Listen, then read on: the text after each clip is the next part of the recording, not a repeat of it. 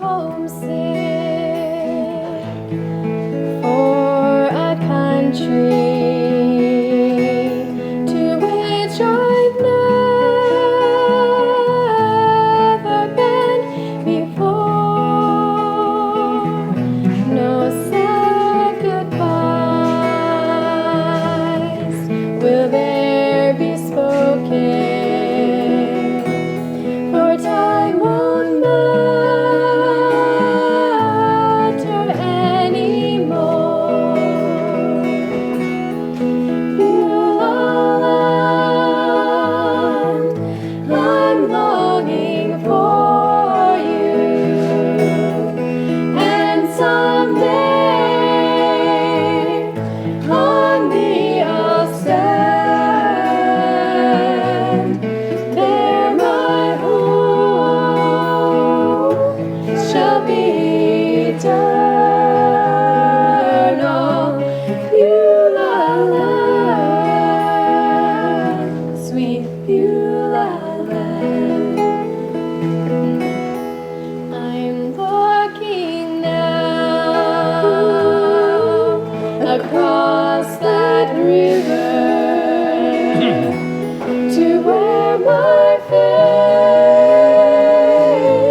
will end in sight. There's just a few more days to linger, and we shall take our heavenly flight. Beulah land, I'm longing for you, and someday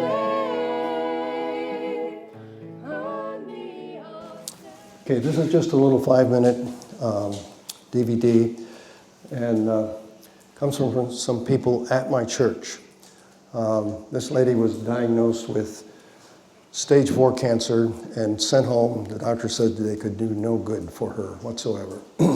That's about 12, 14 years ago, and she is a happy, healthy lady today, and her husband is very glad to have a wife, and her boys glad to have a mom, and of course she's glad to have life. She's been able to watch her boys grow up, get married, and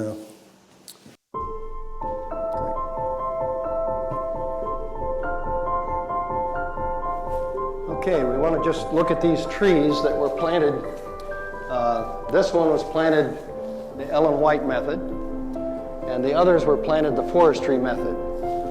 And you can see that there's a huge difference in these trees. If you can come in a little closer here and look at the size of this trunk. So let's go over to the largest of those that is grown the forestry method. Now these would be considered healthy trees, but you can see the difference here in the mass of these trees. And if we were to cut this one, which is the largest of those planted the forestry method, and cut that one, the Ellen White method, and weigh them, we would have a difference of at least 1 to 20 in mass. So there's a huge difference in the growth of these trees. Elizabeth and I came into church one September morning, right here, and Stan and Angie Clementi were sitting in front of us. And they were obviously agitated about something. Something was bothering them. So I asked, what's going on? Well, Angie had been to her doctor that week, and he had told her that she had stage 4 melanoma and that there was nothing they could do for her. In other words, go home and prepare for the worst. Well, this was in September, and now the following Tuesday night we have garden class here. So the next Tuesday night, I talked to the people in the garden class and I said, hey, we've been studying these different methods of gardening. One of these rows is the ocean water method. And we've studied how ocean water, diluted ocean water, makes plants stronger, makes their immune system stronger. Then when people or animals eat that food, that health benefit is transferred to them. And what do you feel, how do you feel about giving this 130-foot row to Stan and Angie? Everybody was enthusiastic about it. Absolutely, let's do that. And so I went to Stan and told him, I've been studying about this, or we've been doing this in the garden, and he said, absolutely, I'll use that. So he came down and faithfully harvested that row every week, and Angie used it. Now, less than 5 months later, Elizabeth and I came back into the church, sat behind Stan and Angie again, and this was in January, and now Stan and Angie were absolutely praising God. They were so excited. So, again, I asked, what's happening? Well, Angie was at her doctor's this week, and they can find no sign of the cancer. None. Growing foods this way has absolutely healing abilities, has tremendous benefits for us there. A quote from the Advocate, March 1, 1901. The article says, the relation of true education to the farm. There is need of much more extensive knowledge in regard to the preparation of the soil. There is not sufficient breadth of view as to what can be realized from the earth. A narrow, unvarying routine is followed with discouraging results. Let the educated ability be employed in devising improved methods of work. This is just what the Lord wants.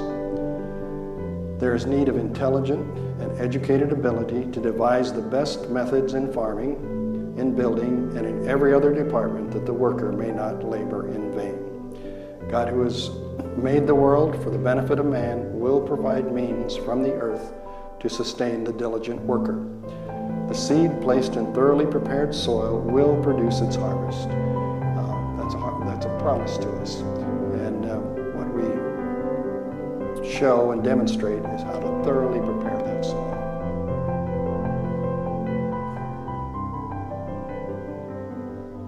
I'm often asked, when I tell a story about Angie, I'm often asked, is there any scientific proof to this? And yes, there's lots of scientific proof to this, and we'll go through that in the seminar. Okay, you can turn that off.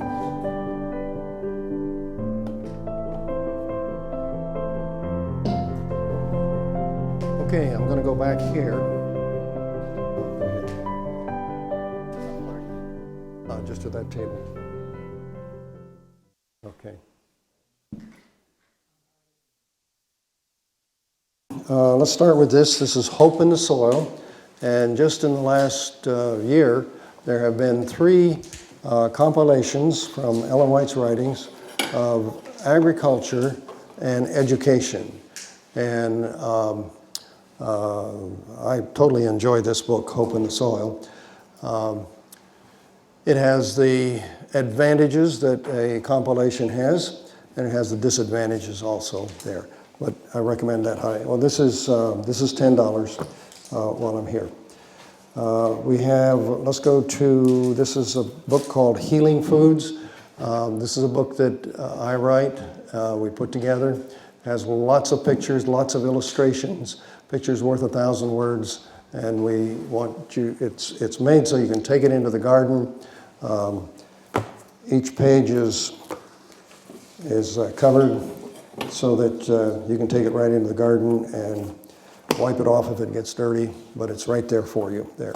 That's $40 here, and you can get an e-copy of it also if you want there. Okay, let's go to other educational things.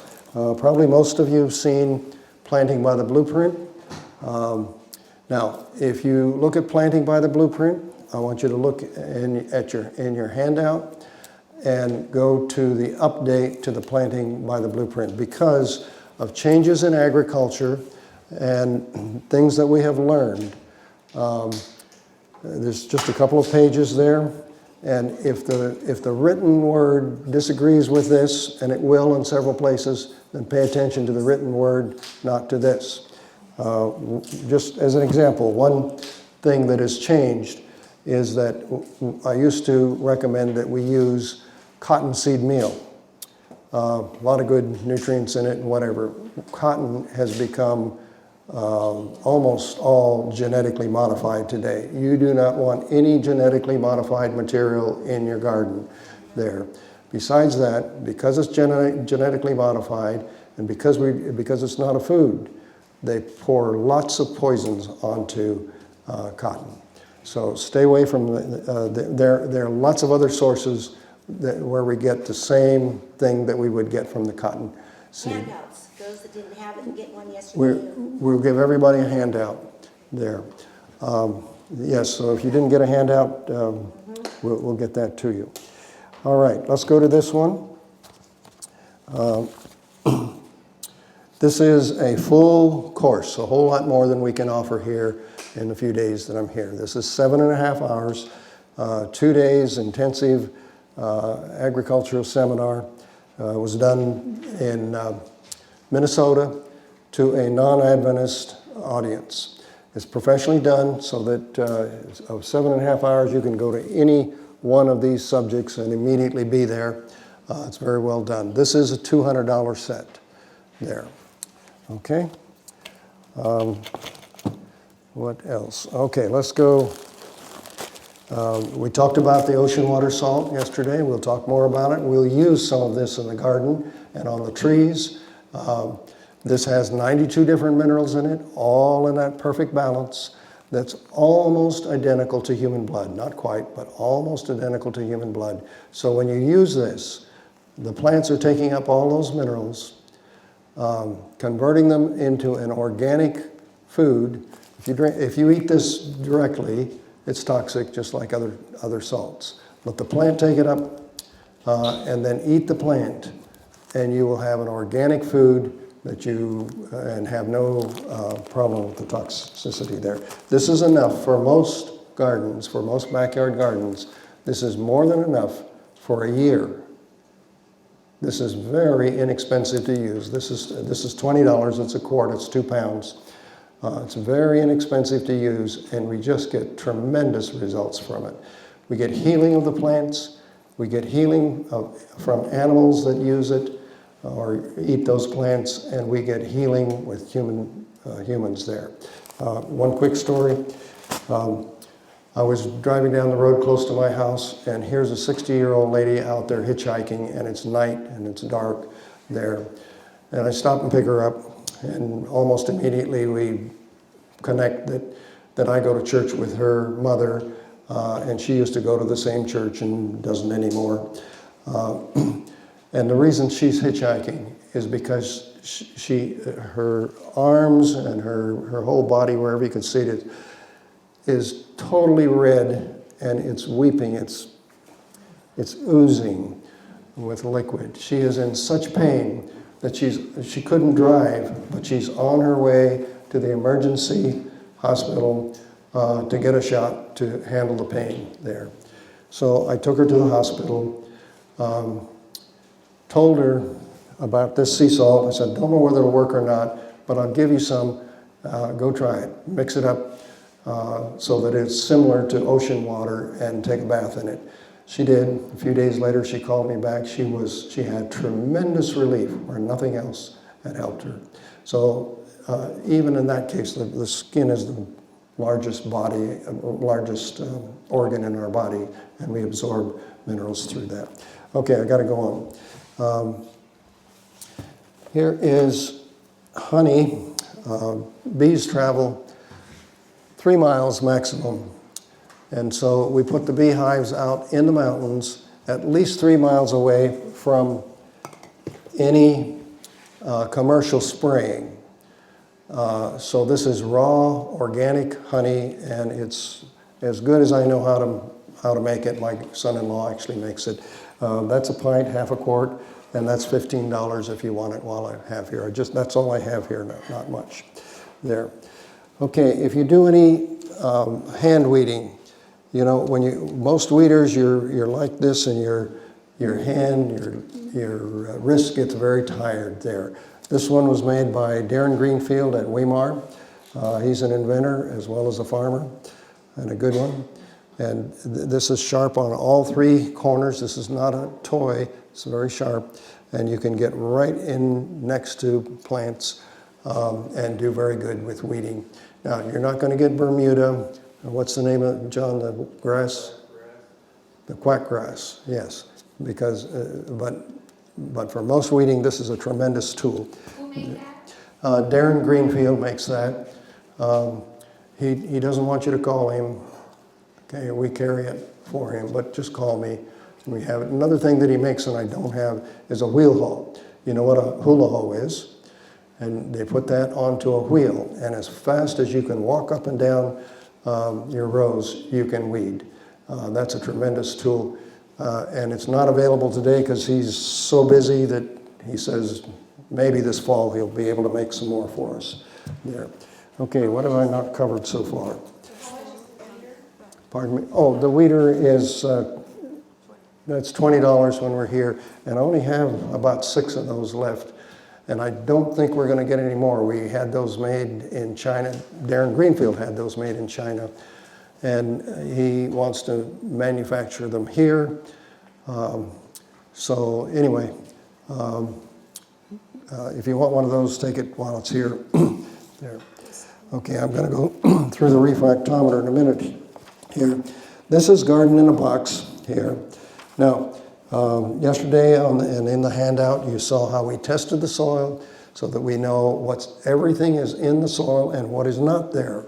And we don't want to add more of what's already there in adequate amount or even surplus, but we do want to add what is missing. And people talk to me about rock powders all the time. They're all different types of rock powders. So we want that soil test there. However, there are many people, maybe they're renting or have a very small garden or whatever. This garden in a box, again, it's made for us by Darren Greenfield and his students at Weimar. So you're helping a student when you buy one of these. That box has 4 different products in it, including a pound of the sea salt, then two bags of what we call 644, which is an all-purpose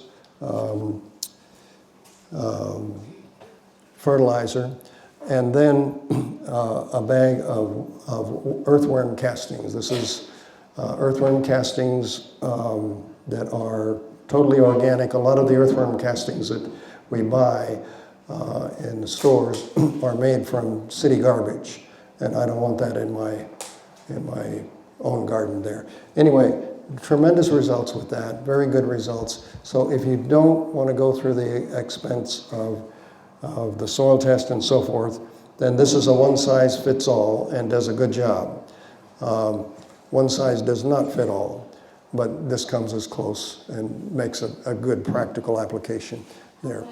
This is $68. The soil test alone, by the time you take the soil test and send it in, that's going to cost you $68, and you still need to buy the products to go in the garden. And we'll demonstrate some of those tomorrow. They're over there in the shed now, showing you how to apply those things. So that's $68, and that'll cover a 1,000 square foot garden or 200 feet of row. Now I experimented with this the last few years, and I really like it. It does a great job for me in my own place. Is there anything else under there? Okay, we do have more of some of this in the car back there, but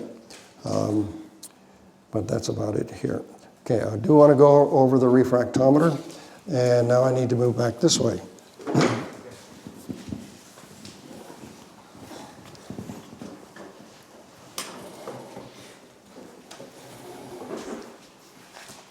Oops.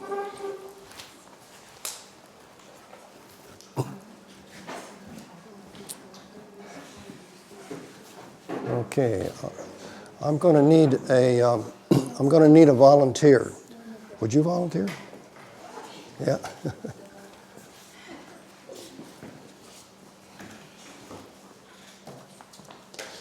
Tell me your name again. Lucy. Lucy? Okay. All right, we're on. Okay, this is Lucy from Brazil, right? Yeah. Okay.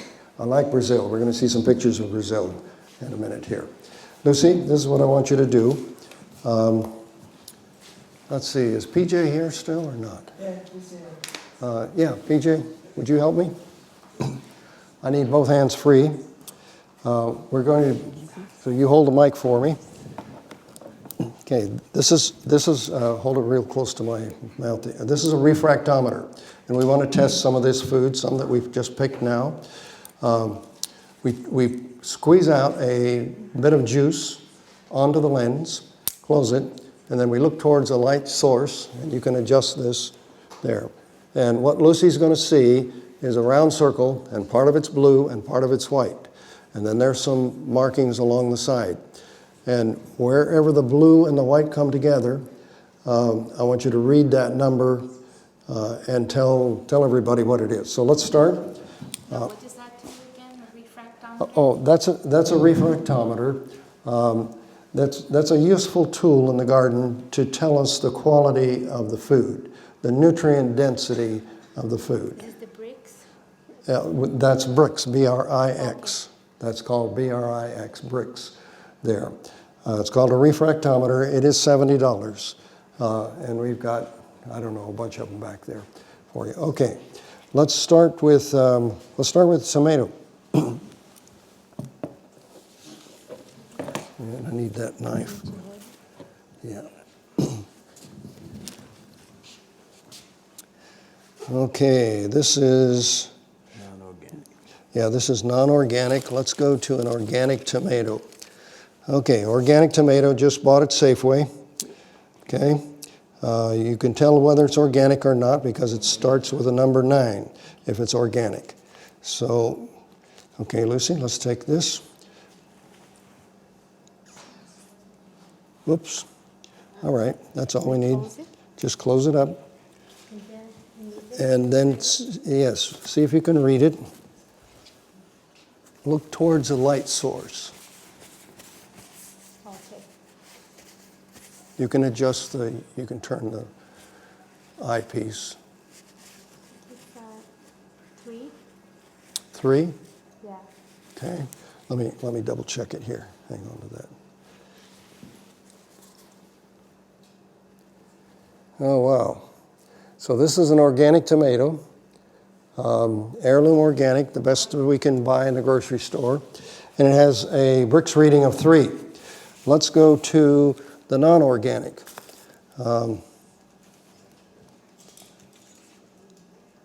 This is just commercially grown, okay?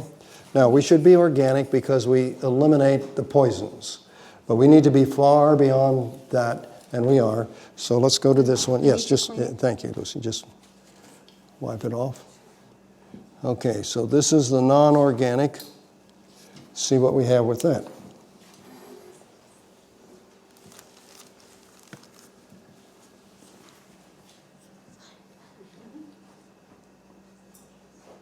Should be 3.5 almost. 3.5. So the non-organic is a little better.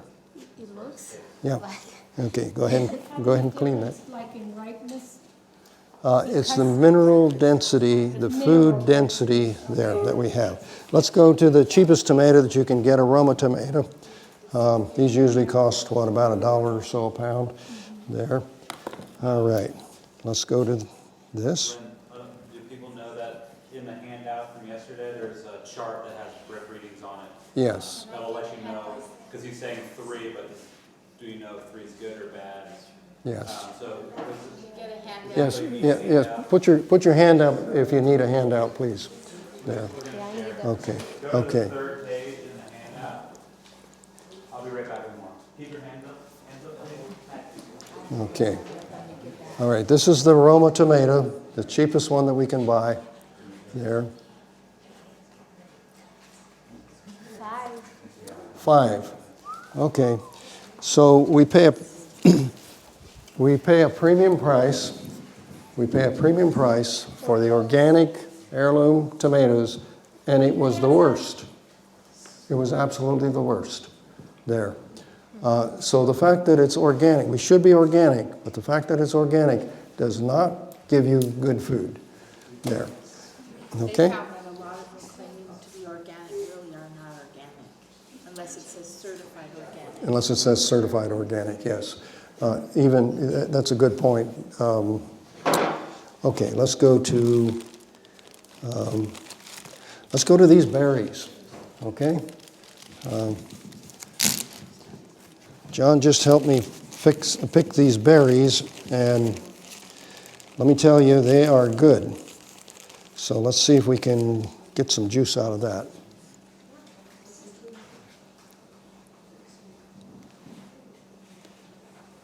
Okay.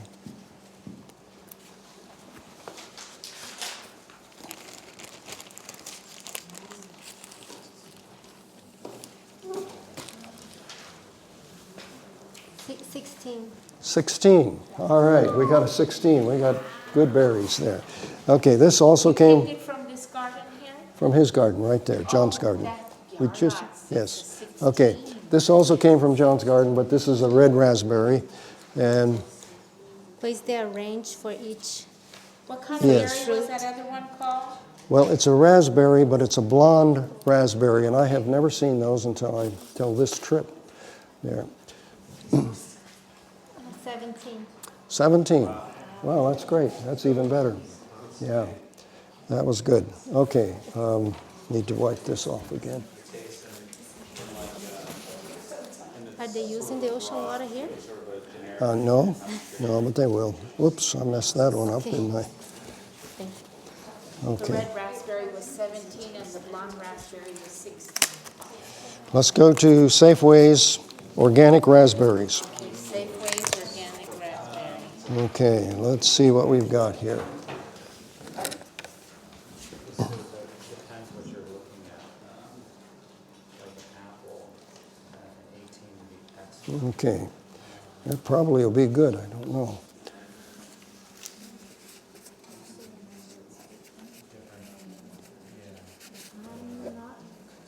No pineapple? What is it? I don't see any Don't see white anything. and blue, or just blue. Well, we can't even measure that one. It's just, let's just clean that. Let's try again. This is Safeway's organic. This was Safeway, and we, They charge $6 for it. yeah, it was, yeah, I forget what it was, $5.99 or something. Sometimes they might Try taste that. good, other times they might not have flavors. Right. So it's really, Yeah. It's better to grow your own.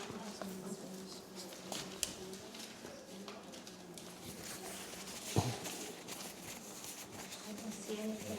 I mean, I Don't see anything? white. Okay, I know what's happening here. With the equipment. sometimes the conventional tastes better sometimes than organic. Okay, this is real hard to read, but it's about a 10. 10. It's a 10, okay? So this is Safeway's, what are they, $5.99 a They're like box? $6, $7. Yeah, I think I paid $5.90 or something for that box. Brother Yarnot's is better, higher number. Oh, yeah, yeah. Quite as much nutrition. Okay, we had apricots. Let's see, let's take this apricot we got right here, and then these were purchased at a farm on the way here. They're supposed to be very good. So, So it's actually where the purple is mine. This is ours from our garden. I picked it yes, Sunday. let's so- do it. Okay, great. Okay, where's your garden now? Walla Walla? Okay. 3,000 feet. At 3,000 feet, okay. Great. So it's where the purple ends and the blue starts? Yes. Well, that was a hard one to read, but Okay. yeah. So this is the Duffields one that you just did, okay? Yes, that was 19. I think it's 19, isn't it? 19, Just to wow. make sure. And I can't remember something going. Yeah, that's 19. That's That double, I mean, the deep disc. That's off the chart. 18 is Not that excellent. tree. what is the chart? What does the chart say for apricot? Okay, this is a good example. Was that tree planted by chance the Ellen White method? Not that tree. Not that tree. Okay, it's a good example though. Here we have bricks of 19, and if you look at your chart in there, 18 is the top. And we're looking at for peach or apricot? Apricot. Oh, okay. Where is it? Sorry, I don't see apricot. Well, There's go to no peach. apricot Go on to this. peach. Let's stop by that place. Sorry, I was giving you the peach reading. Okay, that's all right. Sorry. Give us your address. Okay. Let's take, I want to get one of those things to measure. okay, this is the one bought, But now to check all your food before you eat it. He said 70. You get it from that's good. 16. 16, okay. This is from a farm bought on the way up here, and they evidently have a What was the reputation. number? 16. Yours was 16. better. Yours was Okay. 18. 19. Or 19. 19, Excuse me, yes. Okay. This one is not quite ripe, so let's see what we get out of it. So the best bricks, it's when it's very ripe. Pardon me? When the fruit is ripe, is the best bricks, It would be better, the yes. best result. Yes. Refractometer. Okay, this is from our garden right here 17? that PJ just picked. That's 17. 17. You got Yours it was from right 19, here? and this right here. From Right Darlene's here. garden? Yeah. Yeah. I got to taste it. That's good flavor. That is It's an good flavor there. Apricot. Okay. Yeah. So then we look at the peaches one. We'll use the peach there. Okay, here is a organic nectarine, and we're going to finish with the nectarines now.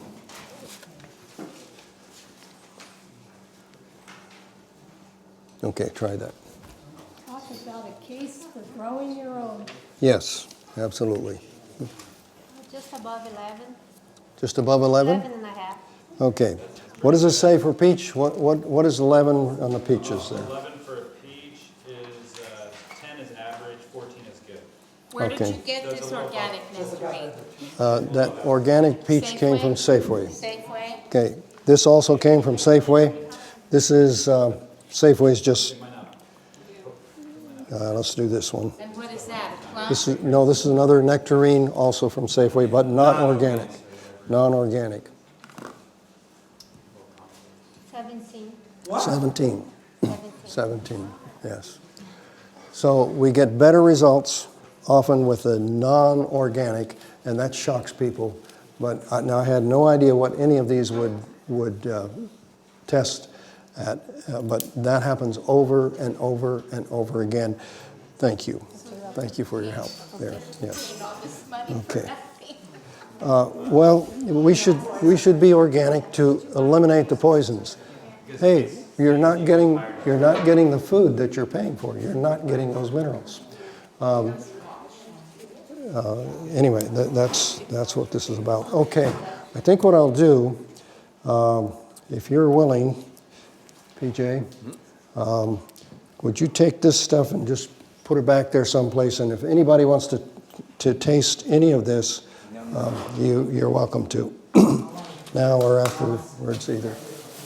Yeah. Okay, so this is a handy little tool for us to make things, just to test, just so we know what we're doing there. Now, I should tell you that the refractometer, these bricks readings, it's not everything. I was in Brazil, and I gave a seminar to some agronomists there. Two of them drove 500 kilometers to get to our school and take that there. These guys they were sharp, they knew what they were doing. They were not allowed to ship tomatoes into the United States. They were growing these for the United States. They were not allowed to ship anything unless it had, the tomatoes, unless it had a bricks of at least 7. And in your own garden, you'll find that tomatoes, you need about a 7 before a tomato really begins to taste good. And in my own garden, the larger tomatoes, I've had them up 10 or even more there. And the cherry tomatoes, I've had them up as far as 18. Just incredible there. Matter of fact, we grow, that's a tomato that we grow in our gardens, and people will come to garden class and they'll just go over to those cherry tomatoes and graze for a while because they're just good there. Okay, let's go on. Let's go to the PowerPoint.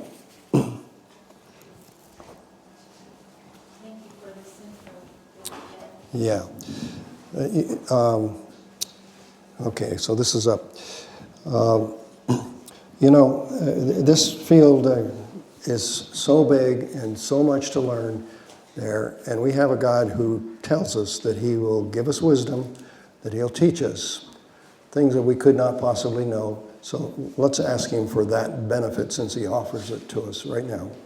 Father in heaven, You provide such wonderful things for us, and You have promised to teach us, to give us wisdom, and to tell us things that we could not possibly know, and we need that help, and we ask for it today in Jesus' name. Amen.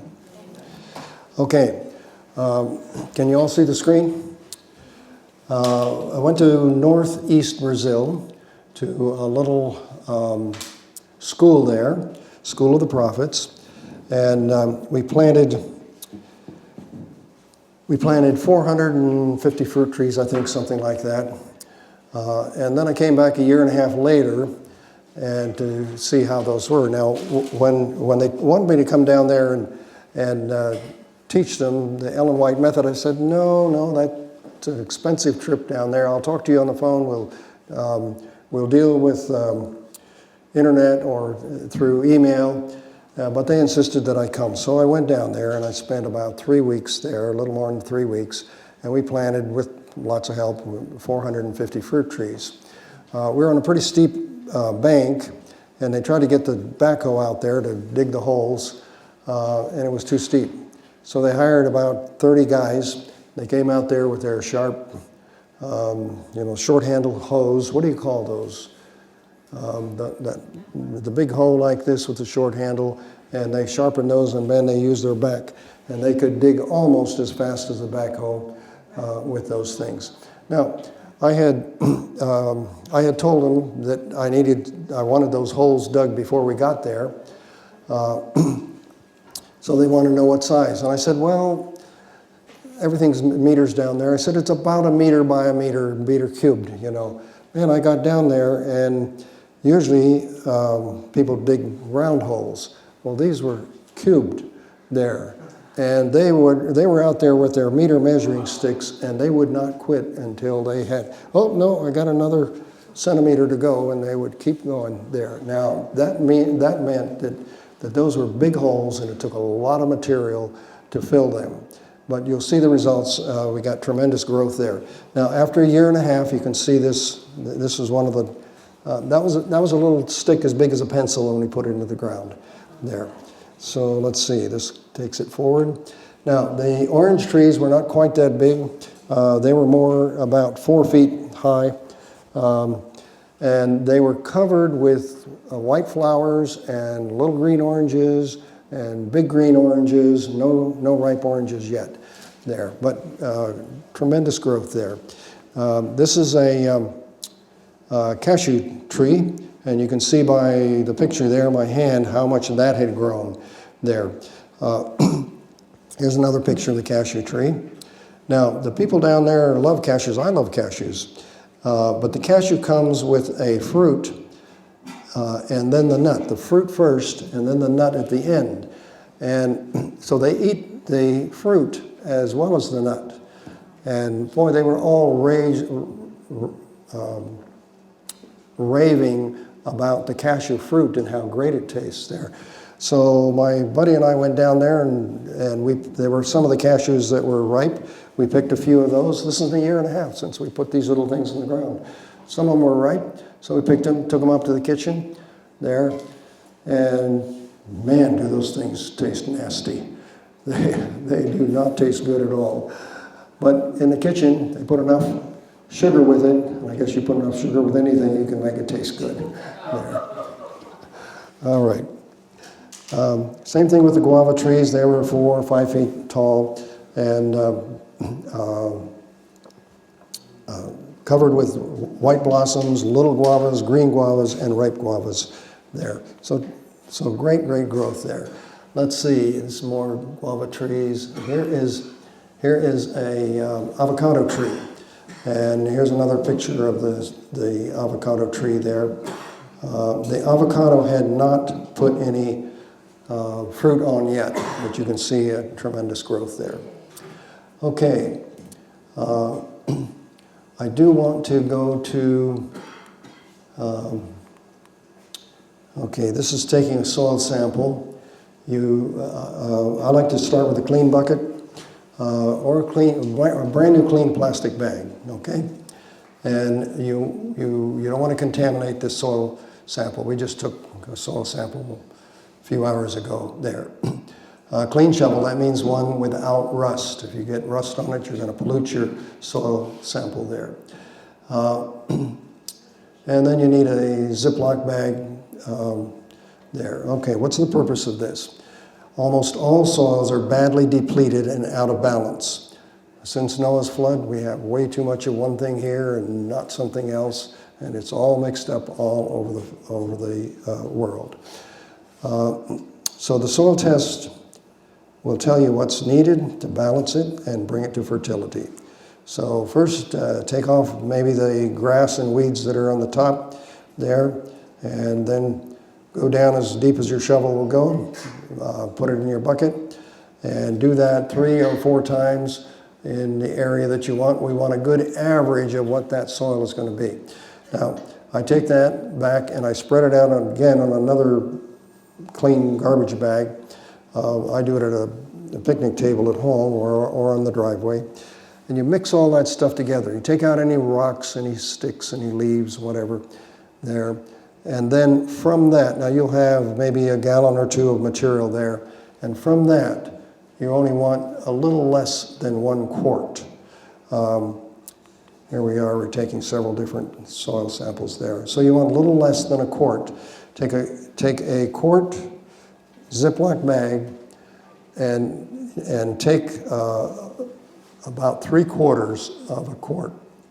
3/4 of a quart, because if you fill it totally full, it won't fit in that smallest flat rate box that you get at the post office. Put it in that, ship it off to International Ag Labs, and you've got the instructions there to know how to do that. All right.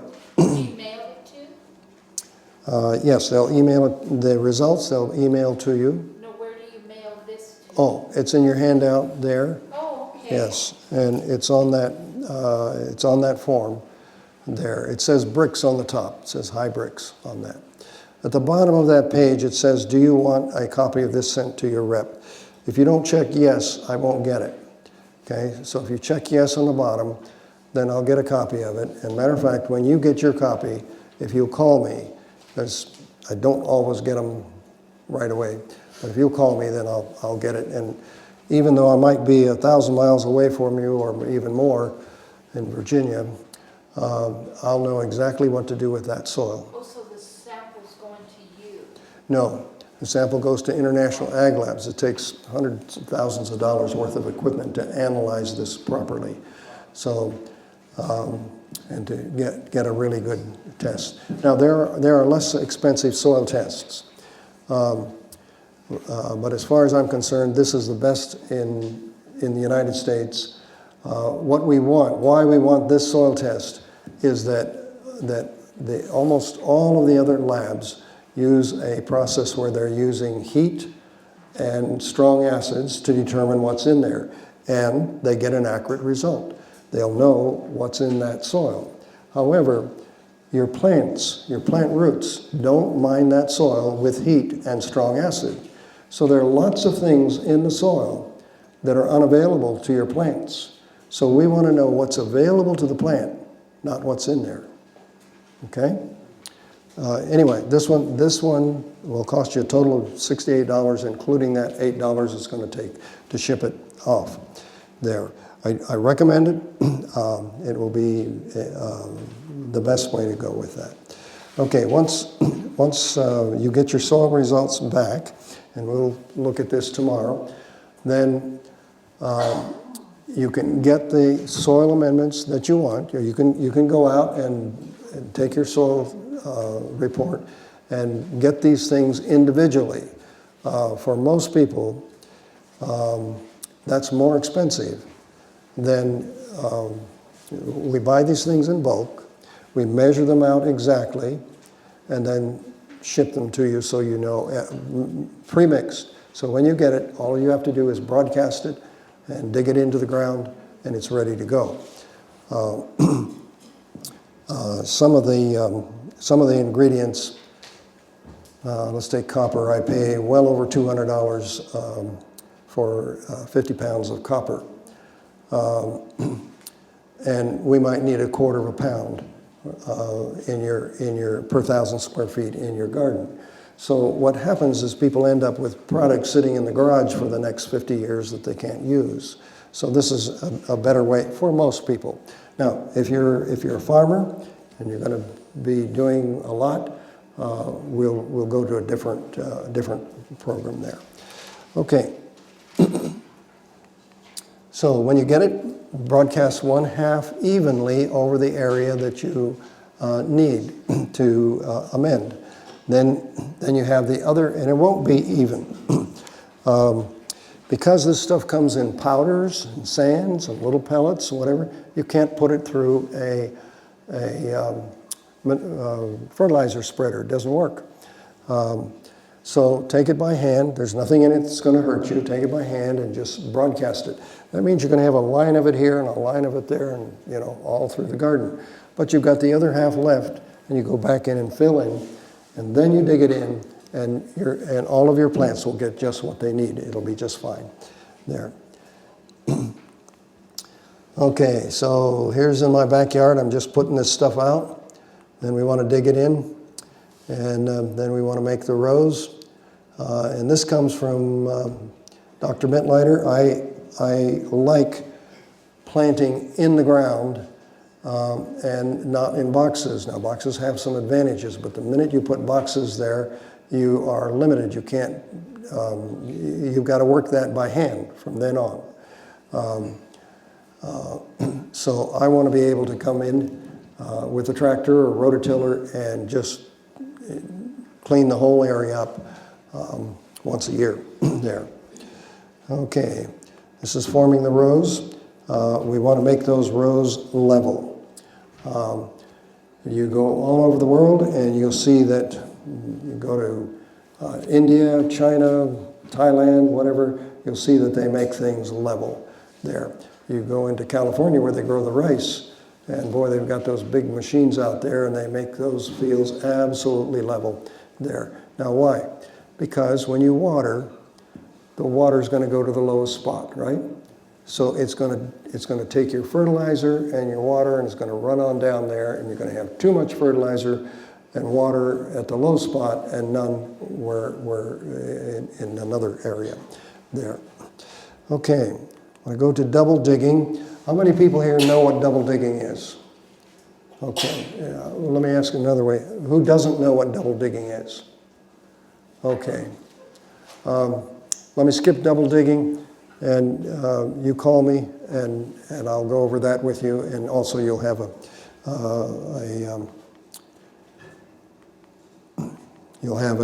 handout that shows how to do that there. Okay, this is a Mittleider method. How many of you are familiar with Dr. Mittleider's method? Okay. Okay. Let me ask another way. How many of you are not familiar with Jacob Mittleider's? Okay. I'll just tell you this. Dr. Mittleider barely graduated from high school, from academy, at the bottom of his class in Los Angeles. Man, all of his buddies were going off to Walla Walla and PUC and tech school and whatever, and he was just glad to be out of school there. I'm going to tell you that this man ended up with 4 doctorate degrees. He never went to college a day in his life except to teach. Each one of those degrees was from a very prestigious school. One of them from the most prestigious agricultural school in all of the then Soviet Union there. So what he did is he studied and he kept learning and he put together systems that work. That garden in the box back there, now Dr. Mitleider's been gone for over 10 years now, but that garden in the box is a continuation of his work. I had the privilege of taking the last class he ever gave in his life at Weimar Institute. And when his first book came out, a big fat book called Food for Everyone, I got a copy of it and began experimenting with it. And then I got to take the very last class that he ever gave. So there was supposed to be a plane load of people from Korea come and take this class. And a buddy of mine said, hey, Dr. Mitleider's over here, and we're only an hour away. Why don't we go take his class? I said, yeah, let's do it there. So we went over, took the class, and the Koreans never showed up. So there were two people, me, my buddy, and Dr. Mitleider, three of us there. Well, it was supposed to be a 2-week class, intensive class, and it was out when school dismissed for Christmas vacation. And we held him over an extra week, so I got an extra week out of it there. But it was a wonderful thing for me because I got to ask him lots of questions and learn an awful lot from him. I already knew a lot about his work, but this was really, really good. Now, we were walking across the farm one day, and I said, look, Dr. Mitleider, in your first book, you are advocating poisons which have been outlawed in the United States for a whole lot of years. And you're using these chemical fertilizers. How do you feel about that as opposed to organic gardening? His answer, Lynn, I would be 100% organic today except for the nitrogens. Now understand that. Because if we're organic and we need nitrogen in the garden, we're going to use some compost or manure, or in some cases some fish meal or something like that. But every batch of compost is different, and every batch of manure is different. So it's difficult to know exactly what to put out there. If we do it biologically, I can measure exactly what the different nitrogens are that I need in that garden and put them on. And they're not poisons, they are good, solid fertilizers, but we'd never get them certified organic because they're made in a chemical fertilizer plant and they're made from petroleum products there. Now, just as an example, if you go by a feedlot down here and it stinks, that's nature making ammonia sulfate, okay? That's nature making the same product. Now, let's go to calcium nitrate. Every time it rains, every time it snows, every time lightning strikes the ground, nitrogen comes out of the sky, it unites with calcium in the ground, and it makes calcium nitrate, okay? So we can do that, we can get the fertility up organically, but it's going to take, yeah, Donna. It's going to take several years to do that organically, where I can do it immediately if I will do it biologically there. Thank you. Mr. Hoag, Yes. you said every time it rains or snows, it does what? Nature makes calcium nitrate. You said it's nitrogen coming down now? Mm-hmm. Nitrogen is about 80% of every breath of air, right? So as the rain comes through, as the snow comes through the air, it picks up nitrogen. When it hits the ground, it unites with calcium and it makes calcium nitrate. And again, it's not poisonous, but I cannot certify that organic in any way. But I'm not concerned about certifying organic. I'm concerned about making sure that the food that we grow has nutrients in it, that it has healing qualities in it, that it's not just empty food, empty calories like we just saw here. Okay? Okay, what's the result of the mint lighter method? This is, it's the simplest method of gardening with consistent results. This method feeds the plant more than the soil. Now, what I mean by that, there are two philosophies of growing things. One is that we feed the plant. If we do hydroponic, aquaponic, aeroponic, any of those, we are feeding the plant directly. If we feed the soil, you saw earlier how we were using different products to make sure that we were feeding the soil. That means we're feeding the microbes, we're feeding the life in the soil. Now, of all the things that you can do in your garden to make that soil, to make that garden fertile, nothing is going to make it more fertile than making it alive with microbes. That's going to do more good for you than anything else. So that's what we're doing. We're feeding that soil. We're feeding the life in the soil, and they will digest the rock powders and the organic matter and feed it to your plants so that you get very, very good quality. Sal, what's our time limit here? I'll get back to you. Go ahead. Okay. So anyway, we want to concentrate on that. Almost all of our commercial food today is grown on mostly dead soil. Now, the forest out here that no plow has touched for 4,000 years, how's that kept fertile? It's because of the microbes in the soil and the mycorrhizal, that's the mushroom type plants in the soil there. All right. So we get abundant growth, but the bricks of the nutrition is not as high unless you're using some ocean water and maybe soft rock phosphate is added. Now,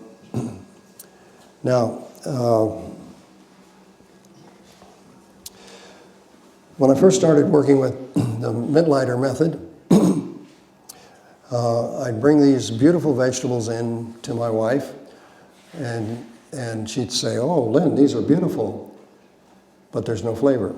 They taste like the grocery store produce there." So you can get good growth consistently as far as the volume, but you're not going to get the taste and the nutrients that we want there. Let's go on.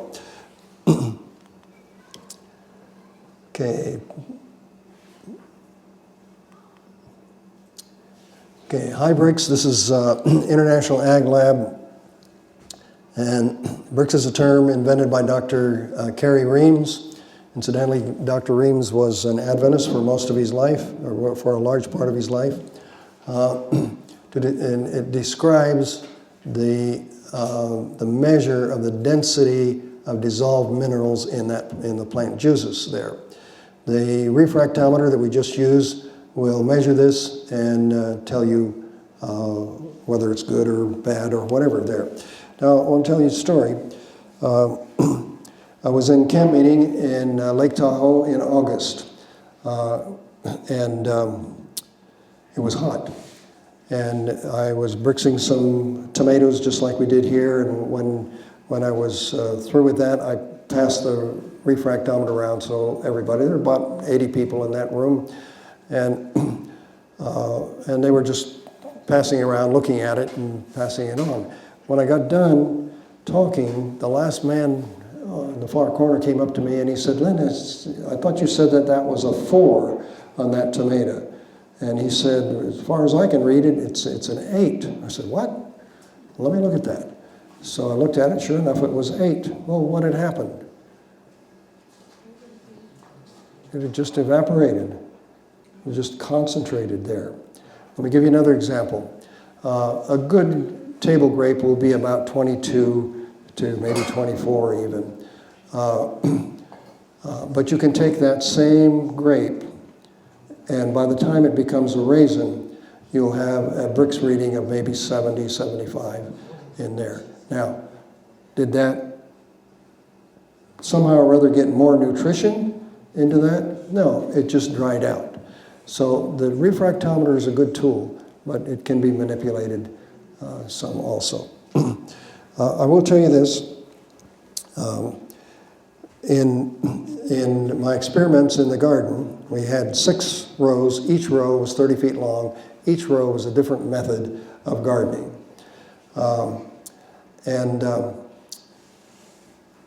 So if I planted one type of tomato, I would get a 6-pack, and the same variety would go in each row the same day. By planting carrots, the same seed went in each of the 6 rows the same day, so that everything was the same soil, same weather, same water. It was just what we were putting into those rows that were different. One of those rows was the ocean water row. Really quick, how much more time do you need? We're out of time, aren't we here? She's giving you some time, so if you need more time, go ahead. Let's go a little bit longer because we got a late start here. Okay. There. Okay. Thank you, Sal. So anyway, so as produce ripened, I would check the Brix reading on it. And one day I was doing tomatoes, and I noticed that the tomatoes in the ocean water row, the Brix was no higher than any of the other rows. None. Matter of fact, the mint lighter row was on one side, and it did as well as just about anything. The highest Brix in that particular row came from a guy from Seattle. Special mixes and whatever that he had there. So I didn't know what it was, but what I did notice is that there was a huge difference in flavor. When I first started with the ocean water, there was not much written on it, and I was just experimenting. I put too much ocean water down, and I killed an early girl tomato plant there. Well, I lived about 35 minutes one way away from that garden, and it was actually 2 weeks before I got back there, and by that time that tomato plant was just brittle, and to take it out. But what happens, tomatoes put out a hand of tomatoes, and it ripens from the largest to the next and right on down. And I noticed that some of these hands of tomatoes were out there, and that some of them were ripe. Well, in the wintertime, we buy tomatoes, and they're ripened on the way to market, and they taste like watermelon rind. And so that's what I was expecting. Instead, I got one of the very best tomatoes that I'd ever eaten in my life, and I thought, wow, this is different. 2 guys were working late in the garden that night, so I picked tomatoes from 3 rows. I just called them A, B, C, and they didn't know which came from where.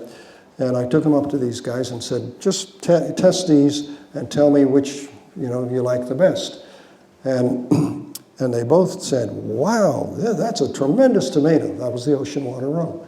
Tremendous flavor. Incredible. Nothing wrong with this one or this one, but that's incredible. So the Brix reading was no higher, but the flavor was there and the nutrients were there on it. Okay.